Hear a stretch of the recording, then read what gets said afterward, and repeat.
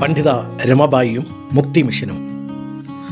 ചാരത്തിൽ നിന്നും സൗന്ദര്യം സൃഷ്ടിക്കുന്ന ദൈവം, അല്ലെങ്കിൽ വെന്തുകിടക്കുന്ന ചണ്ടിക്കൂമ്പാരത്തിൻ്റെ ഉള്ളിൽ നിന്നും ജീവനുള്ള കലകളെ പുറത്തു കൊണ്ടുവരുന്ന ദൈവം. പ്രിയപ്പെട്ടവരെ, ഇന്ന് നമുക്ക് പരിചയപ്പെടാം ദൈവം ശക്തമായി ഉപയോഗിച്ച ഒരു ഇന്ത്യൻ വനിതയെക്കുറിച്ച്. പണ്ഡിത രമാബായി 1858 ജനിച്ച രമാബായി അസാധാരണമായ സംസ്കൃത പാണ്ഡിത്യം നേടിയ സ്ത്രീയായിരുന്നു. കൽക്കട്ടയിലെ പണ്ഡിതന്മാരുടെ മുമ്പിൽ തൻ്റെ സംസ്കൃത ജ്ഞാനം തെളിയിച്ചതിനെ തുടർന്ന് അവർക്ക് പണ്ഡിത എന്നും സരസ്വതി എന്നും ബഹുമതി പേരുകൾ ലഭിച്ചു. എന്നാൽ ദൈവം അവളുടെ അറിവിനേക്കാൾ വലിയൊരു ദൗത്യത്തിനാണ് അവളെ ഒരുക്കിയത്. അന്നത്തെ ഇന്ത്യയിൽ അനേകം സ്ത്രീകൾക്കും, പ്രത്യേകിച്ച് ബാലവിധവകൾക്കും അനാഥ പെൺകുട്ടികൾക്കും ജീവിതം വളരെ ദുരിതപൂർണമായിരുന്നു. സമൂഹത്തിൽ അവഗണിക്കപ്പെട്ട ഈ സ്ത്രീകളുടെ കണ്ണുനീര് രമാബായിയുടെ ഹൃദയത്തെ സ്പർശിച്ചു. 1889 സ്ത്രീകൾക്കായി വിദ്യാഭ്യാസവും അഭയവും നൽകുന്ന പ്രവർത്തനം ആരംഭിച്ചു. പിന്നീട് ഈ പ്രവർത്തനം മഹാരാഷ്ട്രയിലെ ഗഡ്ഗാവിൽ മുക്തി മിഷൻ എന്ന വലിയൊരു സേവന കേന്ദ്രമായി വളർന്നു.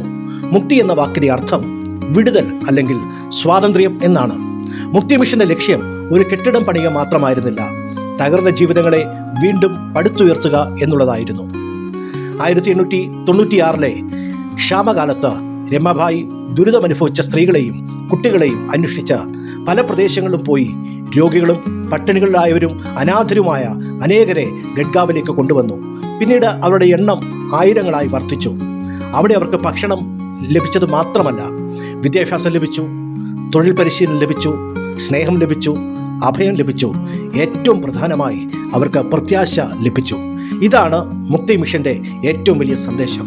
മനുഷ്യർ ഇവരുടെ ജീവിതം കഴിഞ്ഞു എന്ന് പറഞ്ഞിടത്ത് ദൈവം പറഞ്ഞു, ഇനിയും ഒരു ഭാവിയുണ്ട്. മുക്തി മിഷന്റെ ഇന്നത്തെ ദർശനം തന്നെ ക്രൈസ്റ്റ് സെന്റേർഡ് ഹോം, ക്രിസ്തു കേന്ദ്രീകൃത ഭവനം എന്നാണ്.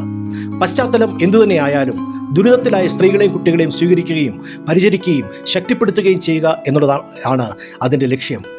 പ്രിയ സുഹൃത്തെ, നിങ്ങളുടെ ജീവിതവും ഇന്ന് തകർന്നതുപോലെ തോന്നുന്നുണ്ടോ? നിങ്ങളുടെ കുടുംബത്തെക്കുറിച്ച് പ്രത്യാശ നഷ്ടപ്പെട്ടോ? എൻ്റെ ജീവിതം ഇനി എന്താകും എന്ന് ചിന്തിക്കുന്നുണ്ടോ?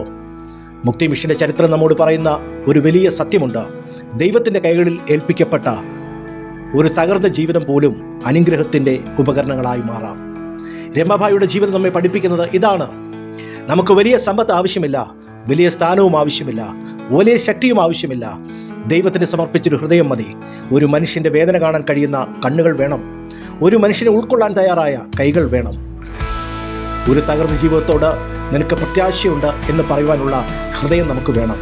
യെശയ്യാവിന്റെ പ്രവചനം 61 അധ്യായം 1 വാക്യം നമ്മെ ഓർപ്പിക്കുന്നു, ദരിദ്രന്മാരുടെ സുവിശേഷം അറിയിപ്പാനും ഹൃദയം നുറുങ്ങിയവരെ സൗഖ്യമാക്കുവാനും കർത്താവിനെ തിരഞ്ഞെടുത്തു.